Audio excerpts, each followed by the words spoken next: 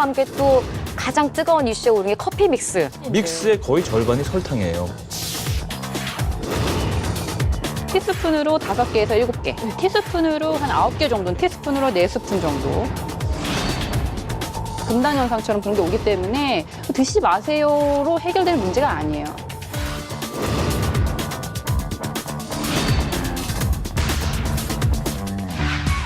세상의 모든 이슈를 돈으로 푼다. 이슈토크 전.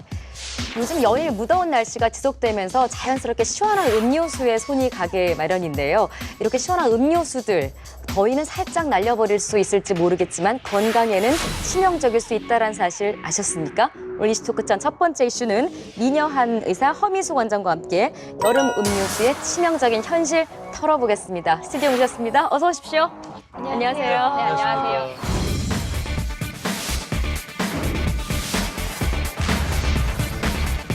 저희가 앞에서 여름 음료수의 치명적 진실이라는 표현을 썼는데 음료수가 우리 건강에 미치는 어떤 점이 이렇게 치명적이라는 거예요, 원장님? 예, 바로 설탕이 문제입니다. 예, 그 WHO라는 세계보건기구에서는 그 하루 당류 섭취량을 1일 50g으로 정해놨거든요.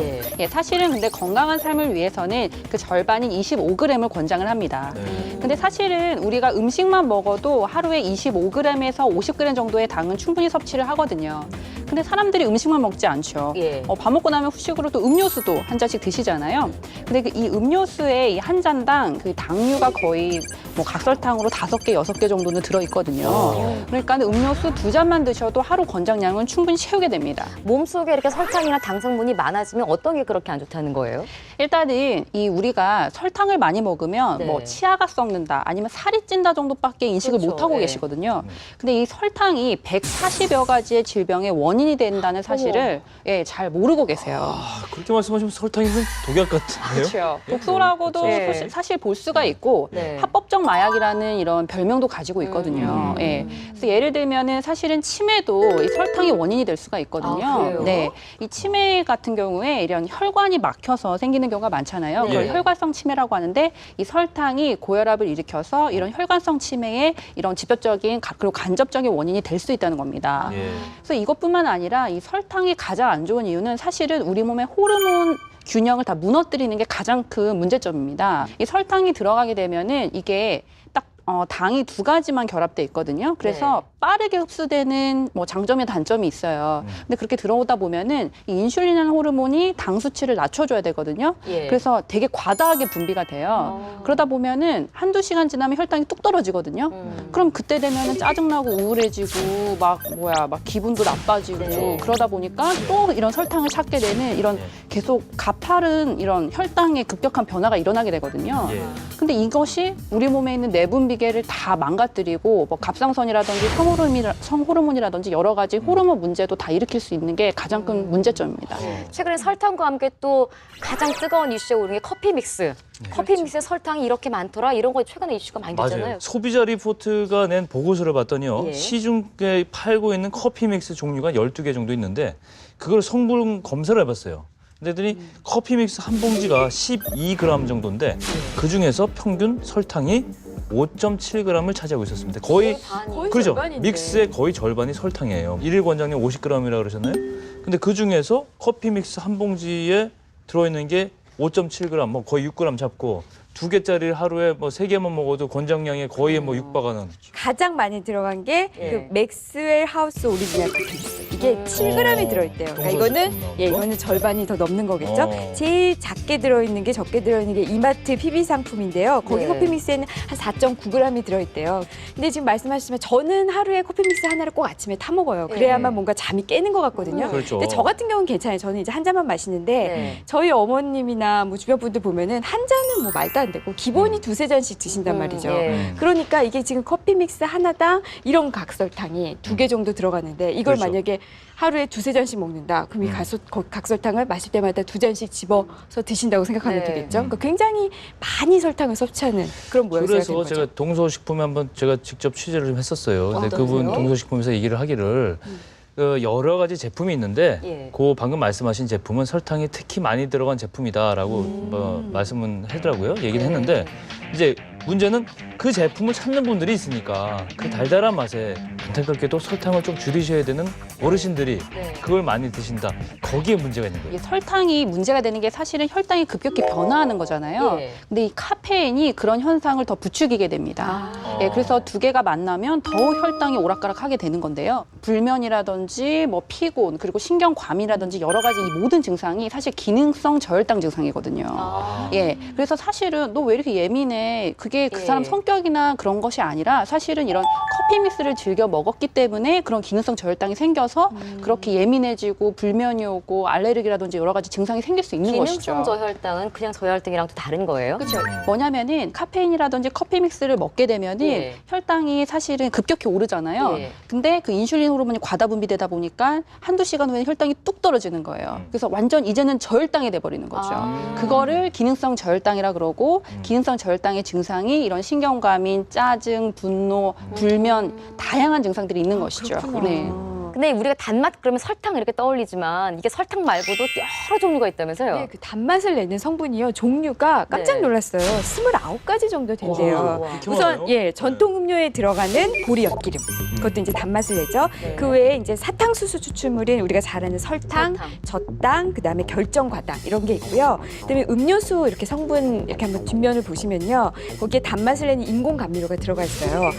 아스파탐, 액상과당. 이건 좀 이름이 어려운데 스테비오사이드. 뭐 이런 정체불명의 이런 이름들은 단맛을 내는 성분이었어요. 네. 음료수 보면 저는 제일 많이 떠오르는 게 액상과당. 액상과당 이런 많이 단어 쓰죠. 되게 많이 봤던 것 같은데 예. 지금 말씀하신 29가지 중에 설탕 말고 다른 것들은 설탕이랑 어떤 차이가 있는 거예요? 그러니까 이게 액상과당도 있고 결정과당도 결정과당도 있고 있고, 아스파탐도 있고 너무나 많잖아요. 네. 근데 잘 생각해 보시면은 이게 뭐냐면 설탕은 포도당하고 과당이 결합되어 있는 거예요. 예. 근데 액상과당은 포도당하고 과당이 그냥 혼합이 되어 있는 거예요. 그 차이인데 이 액상과당이 값이 싸요. 아. 그러니까는 싸구나. 예 싸고 그리고 단맛이 1.7배가 높아요 설탕보다. 아, 아까 조금만 그러니까는 넣어도. 그렇죠. 그러니까는 당연히 이 많이 쓰일 수밖에 없는 거죠. 근데 문제는 뭐냐면 이 과당이 문제거든요. 예. 과당은 아까도 말씀드렸지만 100% 간에서만 대사되기 때문에 이런 지방간의 원인도 될 수 아까 있고. 술하고 똑같다고 그렇죠. 했잖아요. 술이랑 똑같은 네. 거죠. 아. 그리고 포만감을 못 느껴요. 패밀리 레스토랑 같은 데 가면 예. 막 되게 풀하잖아요. 되게 배부른데도 막 계속 거기 들어가. 그 음료수 계속 들어가잖아요. 그렇죠. 그쵸. 액상과당은 포만감이 잘 안 느껴지니까. 아. 오히려 그런 것들이- 더부룩할수록 그거 그쵸, 더 먹고 그거 싶어요. 더 먹고 싶어지고. 네, 왠지. 그쵸. 사실 쑥 엄청나게 내려가라고. 설탕 덩어리고 칼로리도 높은데 패밀리 레스토랑에서 그런 음료수 자꾸 찾게 된다는 게 네. 액상과당의 원인이 될 수 있는 거죠. 아. 그리고 이 아스파탐 같은 경우에는 인공 감미료예요. 네. 그러니까 뭐냐면 단맛을 내지만 사실은 설탕이 아닌 거죠. 이게 화학적인 감미료인 거거든요. 오. 근데 그게 사실은 뭐 인체에 무해해요. 무해하다고 이제 뭐 연구 결과도 있고 이제 예. 괜찮은데 예. 근데 그게 뭐가 문제냐면 뇌에서는 이게 분명히 당분이 들어온 줄 알았는데 예. 실제로는 하나도 안 들어온 거죠. 그렇죠. 그걸요 뇌가 나중에 보상을 해요. 뇌는 뭐야 이거 무슨 겉만 이런 거지 예. 하나도 영양도 없고 당분도 없고 이거 뭐야 이러면서 나중에 그거를 보상시키기 때문에 사실은 뭐 조삼모사 같은 거죠. 그러네요. 그럼요. 그러니까 제가 제로 칼로리 음료를 많이 마시곤 있지만 결국 그 이후에 제가 무언가를 통해서 그걸 다 그쵸. 먹고 있다라는 그거를 거네요. 보상시킬 수 제로 있다는 칼로리 거구나. 먹고 단맛 나는 도넛을 더 먹어야 돼. 이런 거 아닌가요? 근데 그런 진짜 거 맞아요, 그럴 수 있죠. 맞아요. 그렇죠. 어. 이게 왠지 마케팅 쪽으로만 자꾸 이렇게 활용하고 있구나 이런 생각이 자꾸 그럼요. 그런 본격적으로 음모론이 우리가 그게 드는데요? 마케팅인지 아닌지 여름 음료수들 많이 마실 음료수들을 직접 가지고 한번 분석을 해보겠습니다. 예. 네, 저희가 이렇게 여름 음료수를 쫙 깔아놨는데 사실 뭐 종류를 따지자면 몇십 개가 되겠죠. 근데 예. 그중에 이제 저희가 집히는 대로 지아이가 좀 사왔습니다. 지금 이 보호좀 칼로리 얘기를 설탕 이야기를 좀 해주시죠, 원장님. 네, 그럼요. 여기 보시면은 이런 탄산음료 같은 경우가 예. 사실 설탕 많이 들어있다고 대표적으로 알고 많이 계시잖아요. 들었죠. 그렇죠? 네. 이게 티스푼으로 한 9개 정도는 들어있다고 네? 보시면 돼요. 얼마큼 양이에요? 여기에 설탕 여기에요, 9개. 여기에? 그럼요. 예, 9개가. 게다가 이런 이온 음료, 건강 음료인 줄 아셨지만 네, 네. 여기는 안 사실- 들어갔을 것 같은데 거의. 들어갔습니다. 아, 여름에 이거 한 개씩 먹잖아요. 네. 네. 티스푼으로 5개에서 7개. 큰 차이가 많다. 그럼요. 네네. 탄산음료보다 훨씬 단맛이 적다고 생각했는데. 훨씬 적어 보여요. 이거 오해였어요. 그리고 비타민 그러네. 음료 같은 경우에는 네. 티스푼으로 4스푼 정도. 만만치 않네요. 근데 의외로 사실 좀 가장 많이 들어있는 게 이 네. 과일 주스입니다. 아 이거요? 예. 주스. 각설탕이 거의 10개.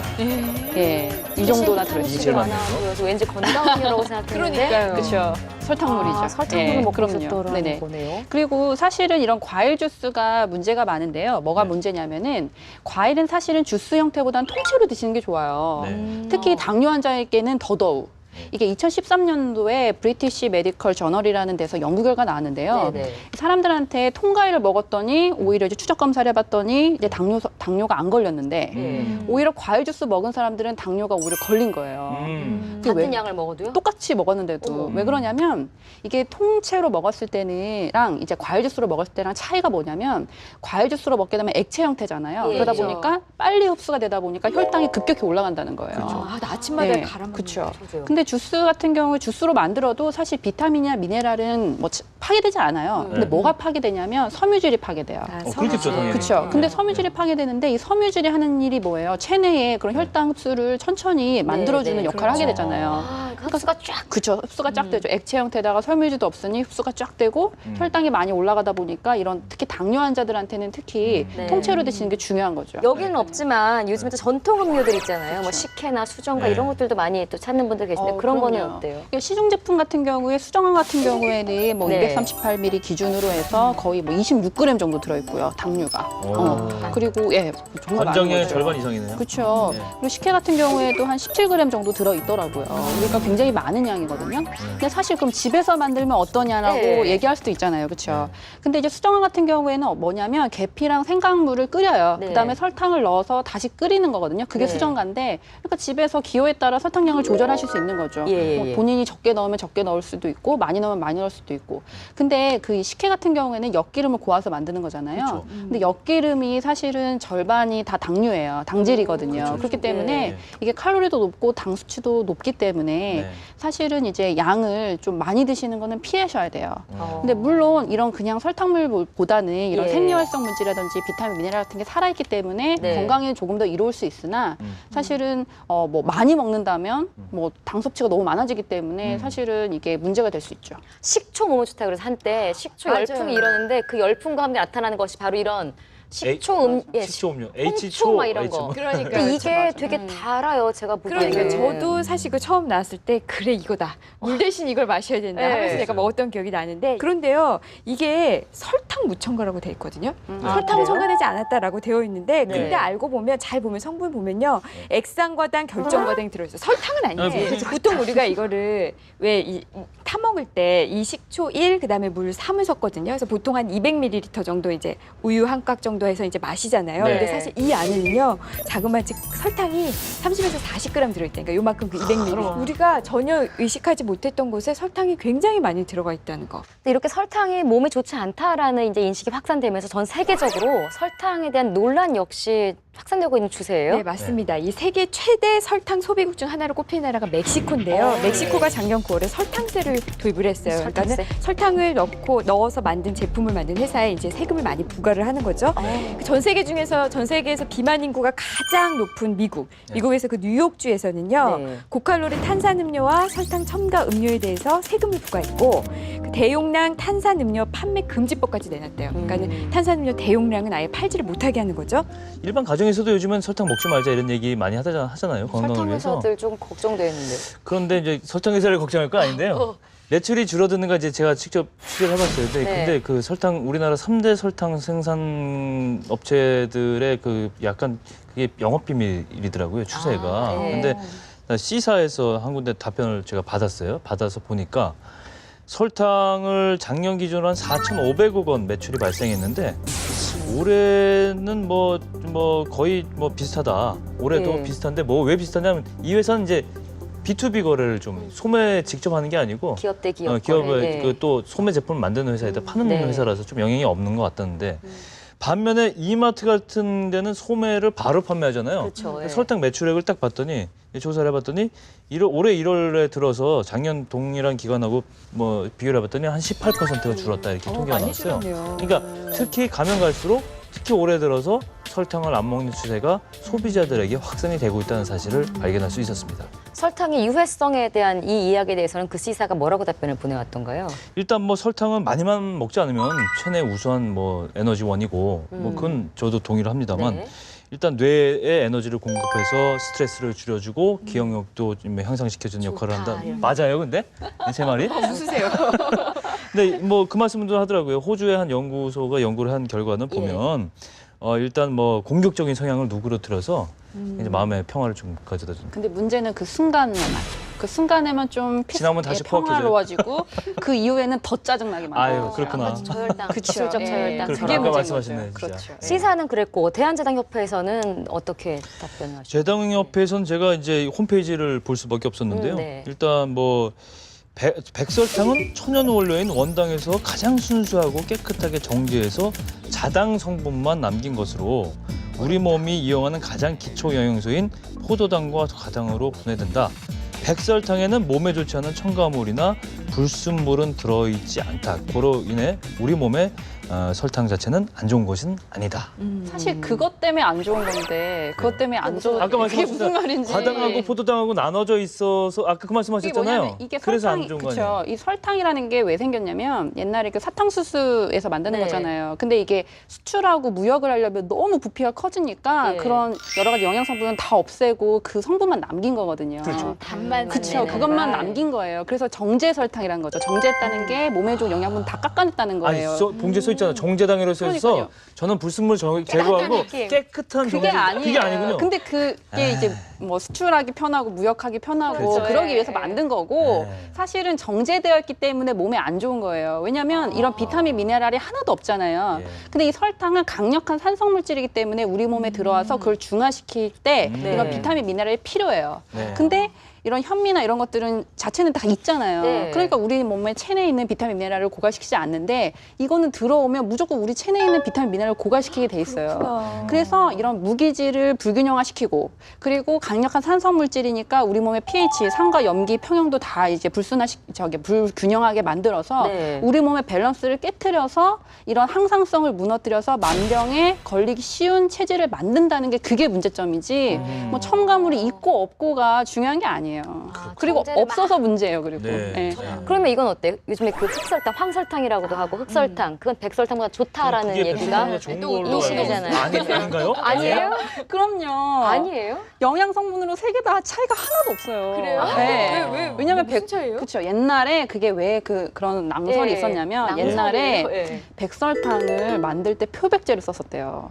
아. 그래서 표백제를 쓰지 않은 황설탕이나 흑설탕이 그래도 백설탕보다 낫다 이런 말 때문에 괜찮은데 그렇구나. 지금 표백제 쓰는 설탕에서 어딨어요. 예. 그러니까 흑설탕은 그냥 이제 설탕에다가 석회를 넣고 이렇게 걸러서 그냥 굵게 만든 거고 네. 황설탕은 커러멜을 첨가하거나 열을 가해서 색깔이 변한 거예요. 그러니까 다를 게 하나도 없고 사실은 근데 흑설탕이랑 황설탕보다는 비정제 설탕이란 게 있거든요. 네. 그러니까 아까 말했잖아요. 정제해서 안 좋은 건데 정제하지 않은 설탕 아. 그런 게 있어요. 근데 그거는 왜 이게 뭐냐면 이렇게 뭐 화학적으로 추출한 게 아니라 원심 분리를 해서 이런 뭐 칼슘, 마그네슘, 미네랄이 살아 있어요. 네. 그러니까 그거는 그냥 설탕보다 낫죠. 그러니까 황설탕, 흑설탕이 좋은 게 아니라 비정제 설탕은 영양학적으로 좀 더 나을 수 있죠. 우리 몸에서 우리가 너무 많이 설탕을 먹고 있는 것도 맞는 것 같거든요. 그럼요. 인제는 좀 서서 이걸 줄여야 될 것 같은데 네네. 제거하는 방법이 좀 있을까? 이거 어려울 것 같은데요. 아, 예, 네. 있습니다. 근데 사실은 가장 간단한 이거잖아요. 뭐 설탕 든 음식 먹지 말고 네. 설탕 든 음료 안 먹으면 되는데 아까 커피 믹스 하루에 쉽지 3개 않아요. 드시는 거 2개 드시고 2개 네. 드시는 거 1개 드시고 이렇게 하면 좀 낫지 그게 않을까요? 가능하냐 말이죠.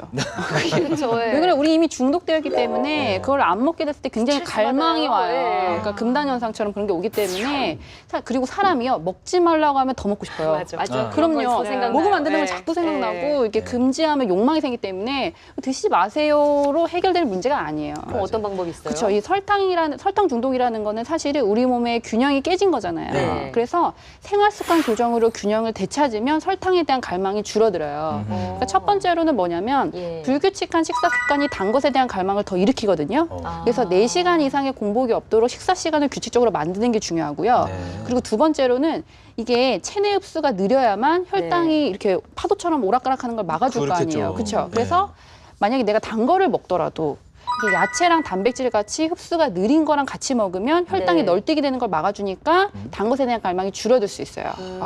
그리고 세 번째로는